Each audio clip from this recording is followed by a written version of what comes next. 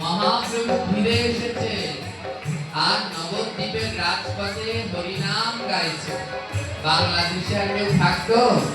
সব লাইন দিয়ে নবদ্বীপে চলে যেত। তাই কারো বদন বন্ধ নয়, সবাই মিলে মুখ খুলে বলবে রজনীগন্ধা ফুলের মালা, গলায় যদি